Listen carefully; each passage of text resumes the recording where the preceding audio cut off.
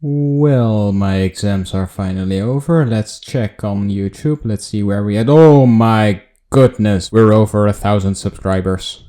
That is more than I would have ever imagined. So, should probably do something.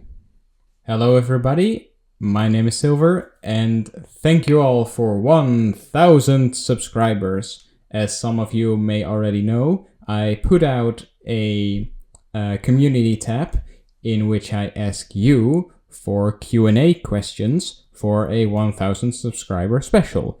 And that is what this is. But before we do, say hello to my new avatar. Let's put up a background. No, not that one. No, not this one. No! Yeah, this will work. Well, and let's jump right into the questions. First question. Hello there, Silver. Been here since the first audio. Thank you very much for being here. And my question is, what is your most favorite character from pop culture? Animes, movies, series, etc. I don't really have a specific character that I would consider my favorites, and it also changes over time a lot. But there is one character that might not be my all-time favorite, but one that I really enjoy and have enjoyed for a long time, which is Long John Silver from Disney's Treasure Planet. And it might be biased because of his name, but I also really enjoy him both because of his character and his personality, but also the way he is animated. Because this character has a bionic robot arm or cyborg arm, which is animated in 3D, and the rest of his character, which is the biological part of him, is animated in 2D. And the blending of those two animation styles in the way they do it is very fascinating to me, and I really enjoy looking at it. And in the way it's animated, it's really fascinating for me, especially since I'm a 3D artist myself. I find it really impressive that they were able to pull such a thing off. But besides that, I also really enjoy the character of Silver because of the way he turns into a father figure for the main protagonist, and like his own personal growth from being this menacing pirate who only cares about the treasure and himself, to really caring about Jim Hawkins and just helping him, sacrificing the treasure in order to save Jim's life. So yeah, that's a character. Silver is a character that will always be fascinating for me, and just Treasure Planet in general is one of my favorite animated movies, if not one of my favorite movies in general. I just really like the story and the animation, and also the story around that movie is very fascinating to me, and also a bit tragic in a way.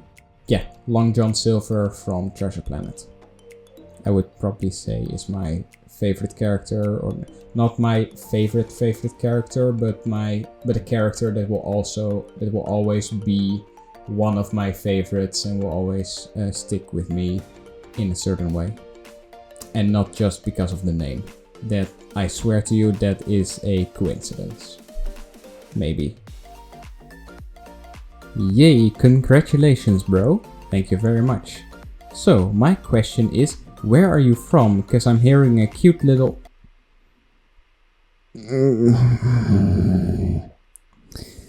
because I'm hearing a cute little accent that goes perfectly with some characters of yours.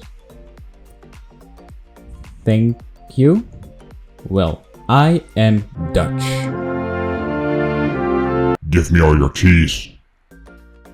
Next question, what is your favorite game to play in your free time? Again, or at least not not again, just I don't really have a favorite anything. But I do have a couple of games that I like playing. I would not consider myself really a gamer or a hardcore gamer, more like a casual gamer. So there are a few different games that I play from time to time, depending on my mood. I really enjoy card games. Funny enough, I do not play any of the big three. I do not, I used to play Yu-Gi-Oh!, Magic the Gathering, and Pokemon. I also used to play Hearthstone, but right now I enjoy playing Legends of Runeterra and Mythgard, which are both digital card games that I really enjoy. Other than that, one of my most nostalgic games and one of the first games that I ever played, or at least that I can remember, is the video game Age of Empires. Because when I was a little kid, my dad had a laptop and he had he used to play one game on that laptop, and that was Age of Empires, the original one. So now that I have my own computer, I have the definitive edition, and I played it a lot from time to time. I do not play it competitively, but I would say that I'm half decent with it. I used to play Minecraft a lot because like building and being creative was my jam.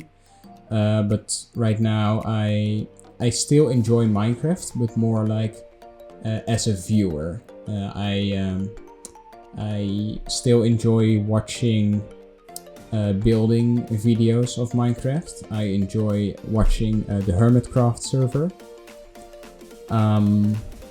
But yeah, Minecraft will always be a part of that, even though I'm not the one playing it all the time. And one last game that I would like to mention that had a huge impact on me is the Skylanders franchise. I grew up with the original one, Skylanders Pirates Adventures, and I actually own all continuous games. So I own Giants, Swap Force, Trap Team, Superchargers, and Imaginators. I've played them all, I've finished them all, and I have a really big collection of Skylanders. I do not have all of them, but I have a lot of them. And well, back in the day, I used to get pocket money, which was, I believe, €1 per week, and a Skylander costs 10 euros. So every 10 weeks I would gather my 10 euros and go to the store to buy a new Skylander, and that went on for a few years. So that was such a huge part of my childhood that I cannot ignore it, and I still play it to this day. Sometimes I reset, do some sort of challenge run. I've tried speed running it a few times. My best time clocks in at around 2 hours and 1 minute 23 seconds, if I'm not mistaken, which is not on par with some of the best speedrunners of the game. And when I'm saying I'm speedrunning it, I mean I speedrun the first one, Pirates Adventures. But still, I enjoy playing it from time to time. And there are other games that I play on and off, but I believe these games are the ones that I enjoy playing the most, or had the most impact on me. Next question was asked on my Discord server. Link is in the description if you want to join. and it is as follows.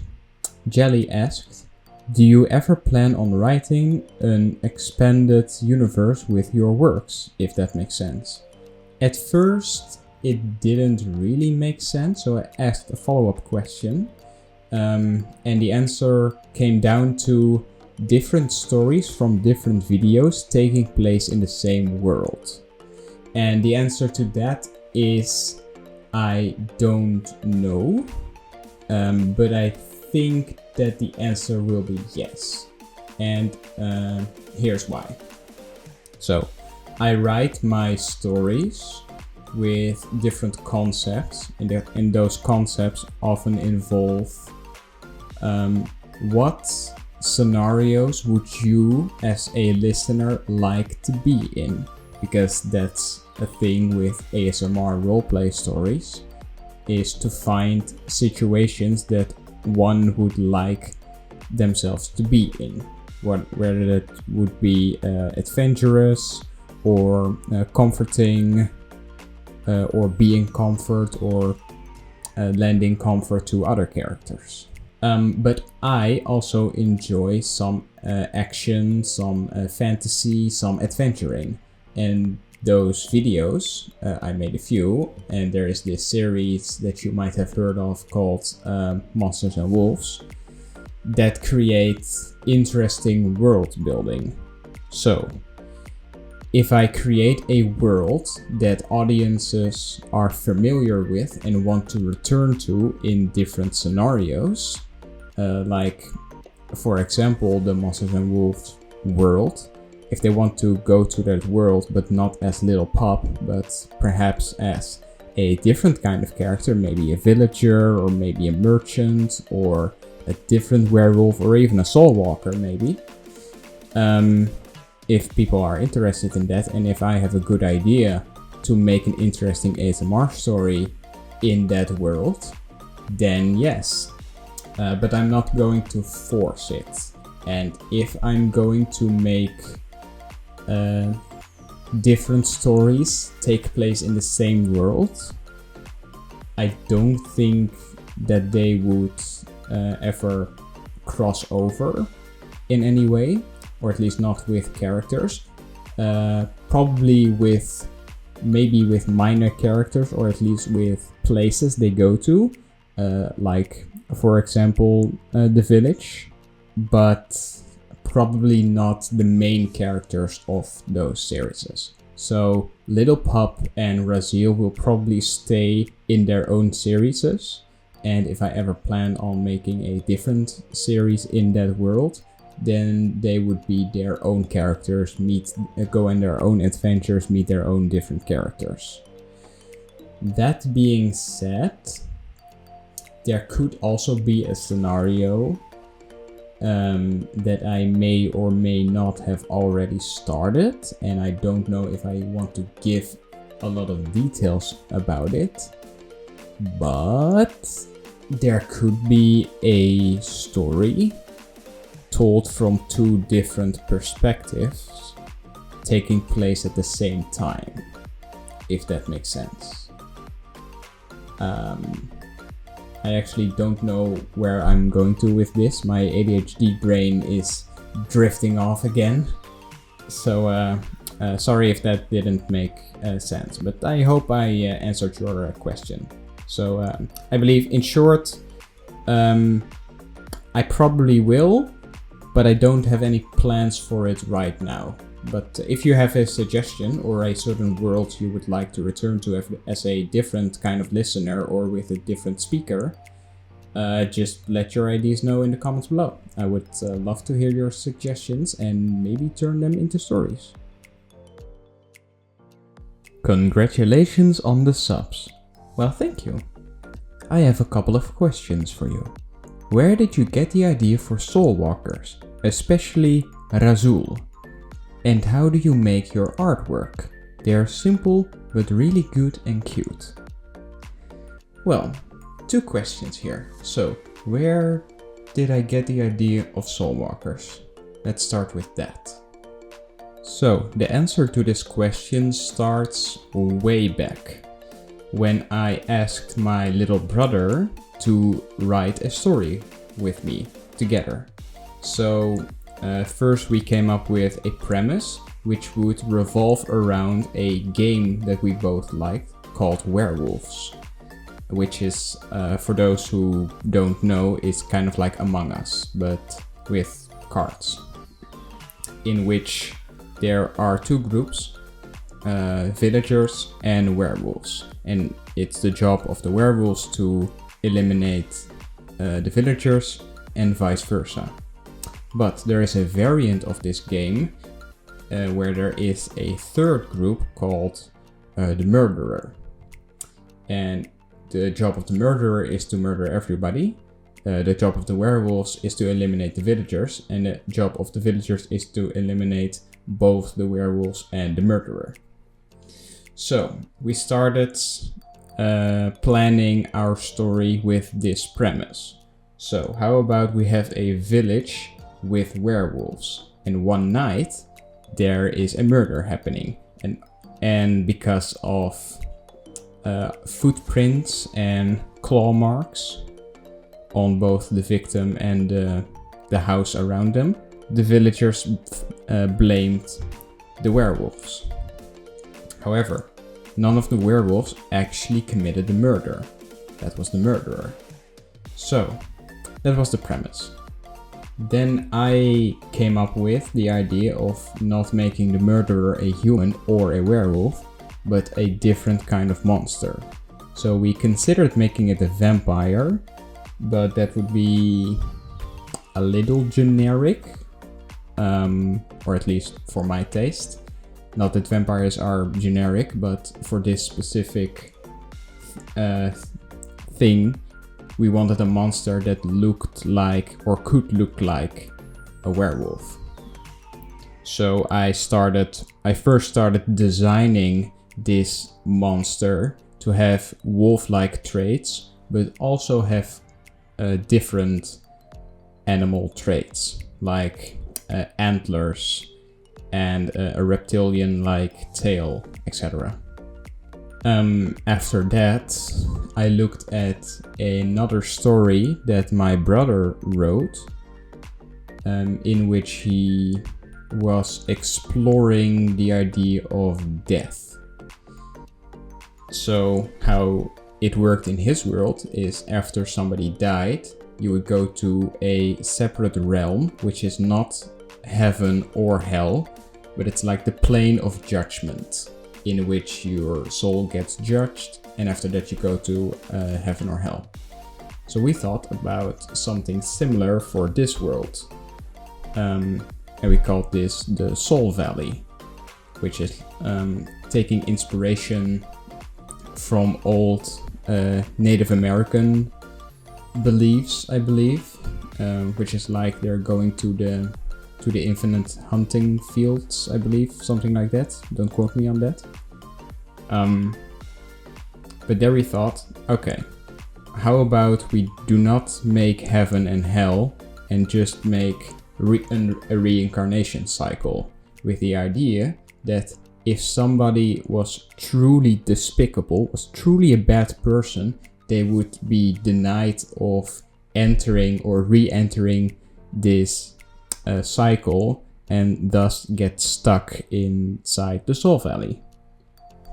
So then I came up with the concept of Soul Walkers, and after that I refined the character, or the monster character, and gave it the name Raziel.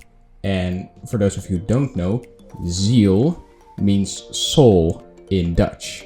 So, and Ra was taking the expression of wrath, so wrath soul became Raziel, and that's where the name came from.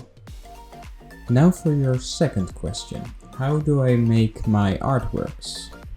Well, that's a simple question and a simple answer, because my characters, or at least the ones I use in my videos, are usually not drawn, but they're vector art. And for most of my characters, I used to use Adobe Illustrator, but I'm now switching to Inkscape to keep it simple, because vector artworks are usually simple, or at least I like them when they're a bit simple and not overly detailed, because I could also just draw all my characters, but I'm really slow when it comes to drawing. So long story short, I do it because it's faster and I can focus more on making the audio, which is the main focus of my videos, instead of the artworks, which are fine if they are simple, which also makes them a little bit more cute. Next question. Congrats, Silver. Thank you very much. Here's a question for ya. How do you make some of your characters look so adorable?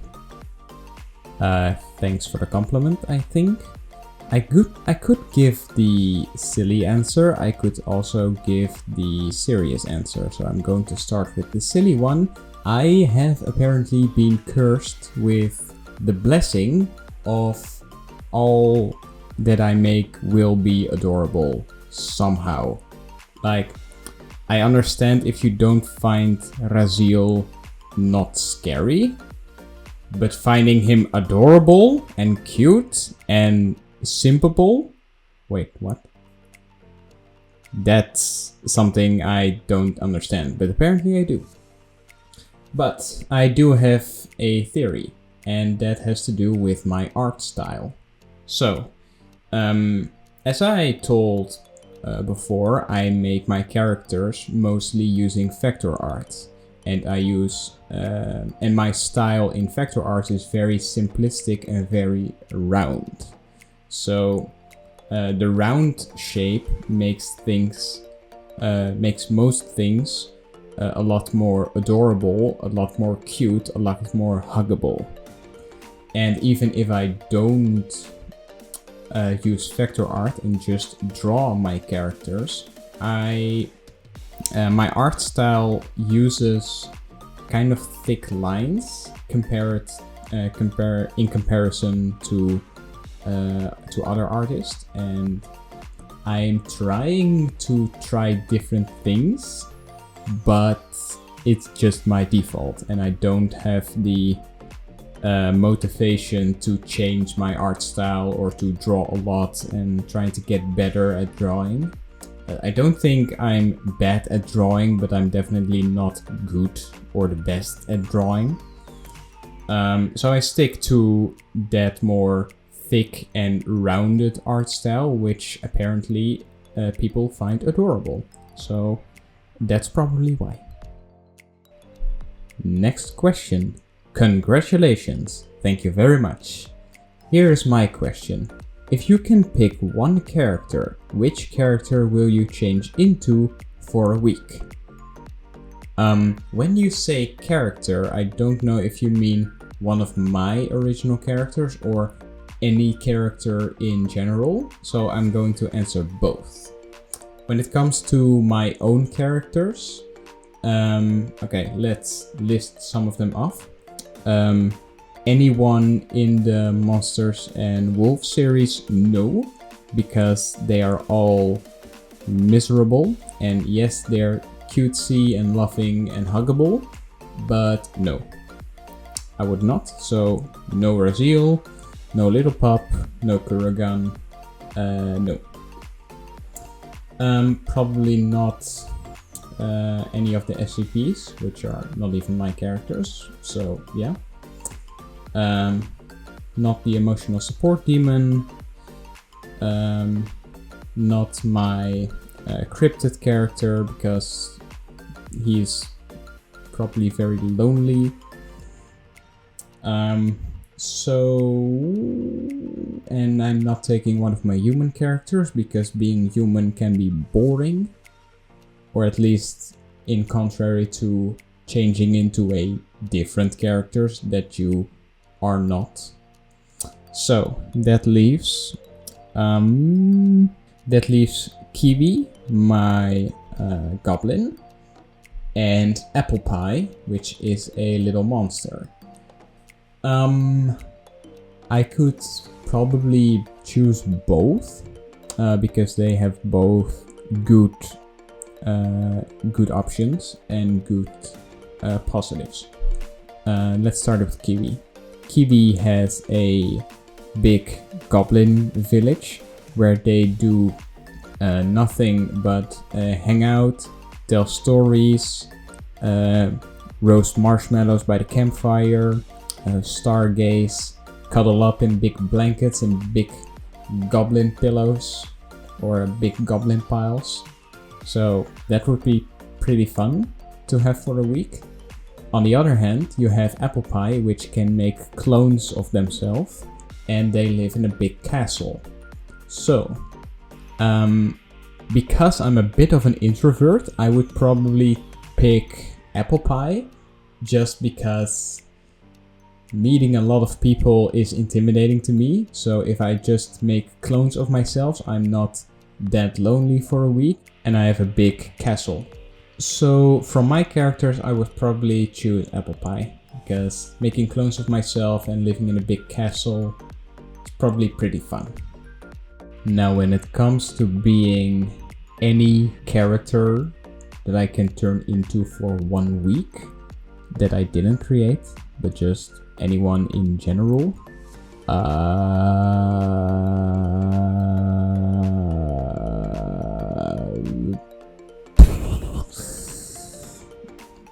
Spyro, because I like dragons. No other reason. And I like flying. Or at least I would like I like the thought of being able to fly. Plus Spyro is cool. So probably Spyro. And if not Spyro, probably Toothless from How to Train Your Dragon.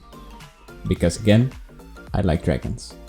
Now that I think of it, I've never made a dragon audio before, both dragon speaker or dragon listener. I've not even written a script about such a thing. Video ID incoming. Wait, no, let me rephrase that. Upcoming 10 video ID incoming.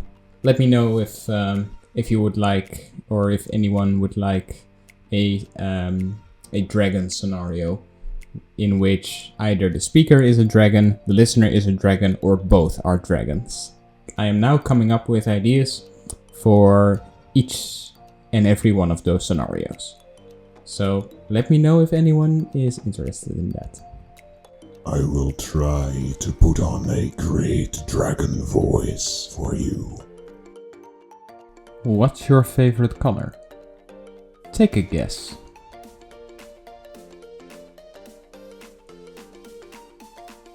It's red. I know, shocker.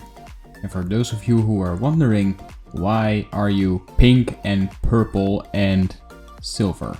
That's because I know color theory. Congratulations, I have a good question for you. What inspired you to start this channel and voice acting in general? And any tips for anyone who wants to start an RP ASMR channel? Asking for a friend. Hope you're well. Stay rad, dude. You stay rad as well. And I'm doing fine right now. Thanks for asking. You're great. Keep it up. So I guess 2 parts to this question. What inspired me to start this channel, and do I have any tips? So let's start by answering the first one. What inspired me to make this channel and voice acting in general? Well, it actually started not with voice acting, or maybe it did. Wait, I'm now realizing that it did start with voice acting, but that goes back way longer or way further than I thought. Okay, so let's get into the story. Story time. A while back, I came across a series on YouTube, a Dutch series called De Stemmen van Toen, which translates to The Voices of Then, which was a sort of documentary series about the voice actors of classic animated movies, like a lot of Disney movies and some DreamWorks movies, and of course Pixar movies. And I got really fascinated by the stories of those actors, and that's how I got the idea of I want to try voice acting myself. But the problem is that I didn't think that my voice was good enough or even nice to listen to. So it was always like a sort of a dream of mine to be a voice actor, especially for an animated movie or just an animated project in general. But I never took any further action on that path because I kind of put myself down as nobody would in their right mind would want to hire me, would want to hire this type of voice because it's just not good enough. So that's the first part. After that came my writing, because ever since I was a child I have always drawn, and whenever I drew something, if it was either a character or a building or a landscape or even a map, there was always a story attached to that. And one day my mom asked, okay, you're making all these stories, which are really cool, but why don't you write those stories down? And I was like, Mom, don't be silly, I cannot write. I cannot even read, I have dyslexia. And the reason I told my mom that is because I have never read a book in my life. I do not have the attention span for that, and reading is more of a chore to me than it is enjoying something. For example, if I ever open a book and I start reading, when I'm at the end of the page, I forgot everything that was on that page. I did not enjoy reading because it was hard for me to read, and it was even harder to remember what I was reading. So I was like, okay, books are not my thing. So if I don't read a book, how can I write a book? Or how do I write a story? But somehow, for some reason, I actually tried writing something down. And what do you know? I really enjoyed it. So I started writing more and more and more and more. And then I had a story. I was on like chapter 5 and then I quit. Because I did not like the story. Or at least I did not like the way it turned out. After that, my school had an after school program of sort, which was on creative writing. So I took that class of like 10 lessons, I believe. And so I learned how to, or at least I learned some tips and tricks on writing. And I really enjoyed it. So after that, I started writing more and more. But there were usually either short stories, or whenever I tried to write something longer, I would get sidetracked or lost interest because ADHD brain cannot keep its freaking focus on something. So I eventually quit. And even when I asked my younger brother, who started writing because he was inspired by my work, even when we started writing a story together, we eventually both lost interest. When after 3 years of writing and planning and doing things, I just lost my motivation to work on that. But that story did not go into the dump. It did not go into the bin, because that story would later, or at least I would turn that story later into the Monsters and Wolves series. So also a little shout out to my younger brother who helped me make the story, or a part of the story, for the Monsters and Wolves series. So anyway, a while later I discovered a thing called ASMR.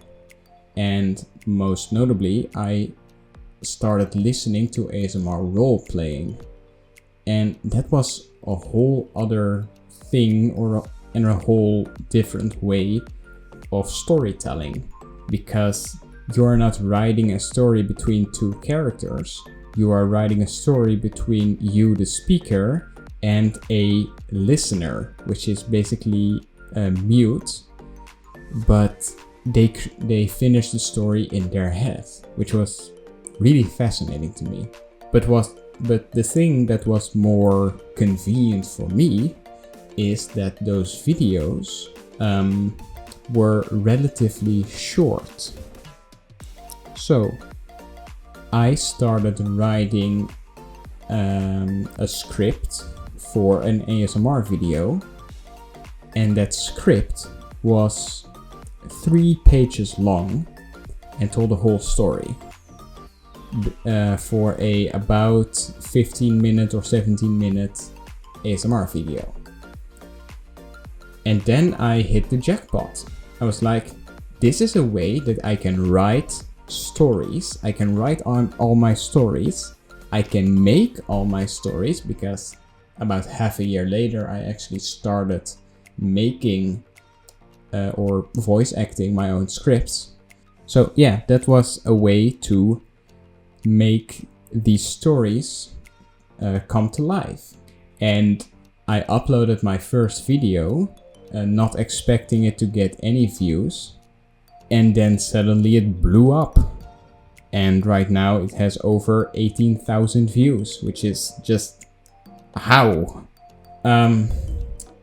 But yeah, just the fact that I was able to tell the stories that I wanted to tell, even if I had to modify them a little bit, because the Monsters and Wolves series is not the original story. The original story focuses more on the village and werewolves than on the relation between a soulwalker and a werewolf. And Little Pup is not even a character in that original story. But the rest is pretty accurate to what it was, including Raziel, Kevin, Kurgan, and even the mayor. But yeah, that's about my inspiration. Wait, no, there's one other thing that helped me push over the edge, and it was other ASMR channels with I'm not trying to be rude or say that I'm doing things better, because I'm not. But I found comfort in the flawed videos of other ASMR artists, because I would listen to those videos and I would find some flaws with them, either with the story or the voice acting or the editing or the sound effects, whatever it was. But that gave me the confidence that the things you put out on YouTube do not have to be perfect. They can be flawed, but still be enjoyable. So that gave me the confidence to actually put out my first video, thinking, okay, people are probably not going to like it, not going to view it at all, not going to listen to it, and probably never going to make fan art of it. And then people did, for some magical reason. And I'm actually very glad that happened, because I really enjoy the story and I really enjoy the characters. I'm sorry that took a little longer, but we're not even done, because now we go to the second part of your question. Do you have any tips for anyone who wants to start an RP ASMR channel? I have one good tip that not only applies to role-playing ASMR channels, but ASMR channels in general, or content creators in general. Just start making videos. Make videos using the things that you have. For example, I already had a microphone and a laptop. But I do not have a good studio or soundproof studio. I don't have foam padding on my walls to reduce the echo. I do not have a good way to make my own sound effects. I do not have subscriptions to sound effect libraries. But what I do have is a microphone and a laptop and the will to make things. If you want to make something, go make something. That is the only motivation that you need, because you can make things work. If you're saying, but I don't have a microphone, you don't need a microphone. Or at least you do not have to have a good microphone. Just any old microphone on your laptop or even your phone is good enough to start. And after you start, then you can invest in other things if you find out that you really enjoyed it. If you think, but I don't have a laptop, you don't need a laptop. You can use your phone. And the fact that you are watching this video right now means that you either have a laptop, an iPad, or a tablet, or a phone, or some other computer device. And that's all you need. But I don't have any editing software, or I don't even know how to edit. There are free editing softwares. DaVinci Resolve is a really good one, and one that I want to use. That's for a laptop. But you also have CapCut, which is an editing software that is available for mobile devices. But I don't know how to voice act, or I have a terrible voice. I thought that I had a terrible voice, but I wanted to voice act even though it was not that great. So even though you think that you're not good, go do something, because you will never improve if you never try. But I'm guaranteed to fail because I have no experience doing this, and the chances are very low that it will actually work. If you're looking for success, then yes, it can fail. But if you're looking for doing something that you will enjoy, there is no such thing as failure until you give up. Once you give up or never try, that is when you fail. So go do something, go do the things you like, and go do it using the things at your disposal right now.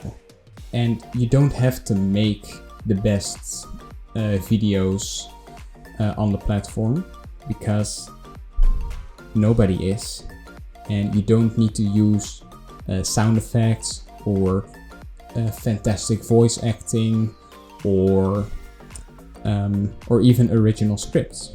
In fact, I post some of my scripts on my Discord server, and these are scripts from my videos, and they are free to use by anyone for their own projects. As long as you mention that I am the writer of those scripts. But other than that, feel free to use them in whichever video you want. I would actually encourage you to do so, because it can be a great start, and I would like to see your own interpretation of my scripts. There you go. Again, there's a link down in the description that will take you to my Discord server. And for those who do not have Discord, I'm sorry.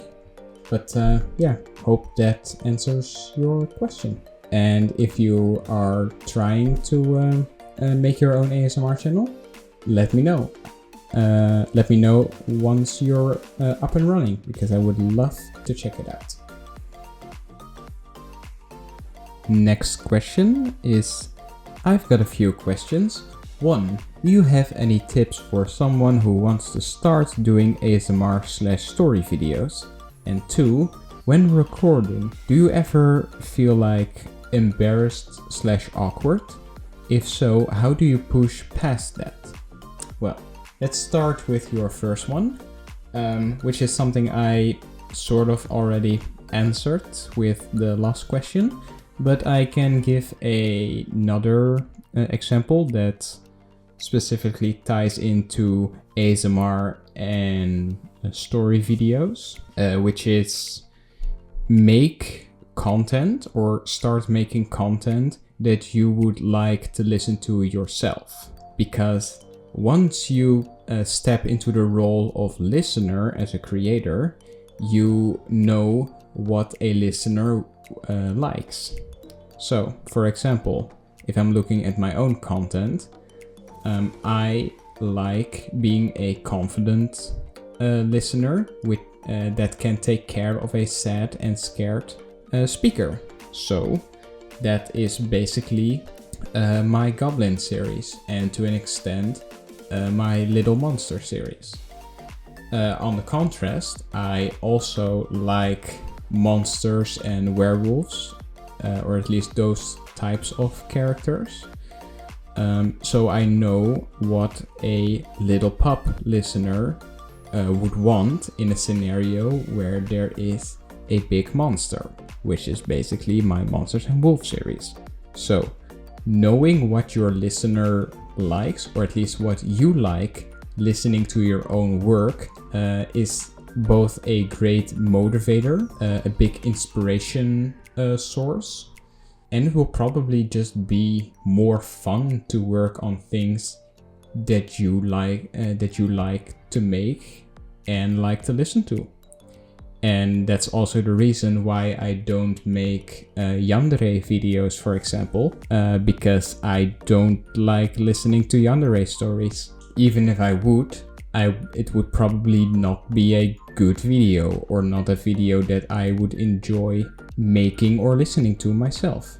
So that's it. Now for the second part. When recording, do you ever feel like embarrassed / awkward? And so how do you push past that? There are two parts to this, and it's avoiding things and committing to the bit. So let me explain. First of all, I write my own stories. So when I write something, I know that I'm going to have to act what I'm writing. So if I don't think that I like to act a certain character or a certain scene, I just don't write it. And even if and sometimes I do write something, but after I'm done, I'm reading it again, I'm like, yeah, no, not doing this one. For example, I have a not safe for work script that I was like, no, I'm not going to do this one. Maybe I will eventually, but not right now. But you could also say, okay, but what if I can't write? Or what if I don't want to write my own stories and I just take a script from somebody else and they have an embarrassing scene? Well, that's where the next part comes in, committing to the bit. When I'm recording something, it is not me that is saying those lines. I am acting like a character saying those lines. I am acting like a character acting a certain way. So in my mind, when I'm saying weird things like, did you just shove your meat in my mouth? I'm thinking, okay, I do not say that. It's the character I'm playing saying that.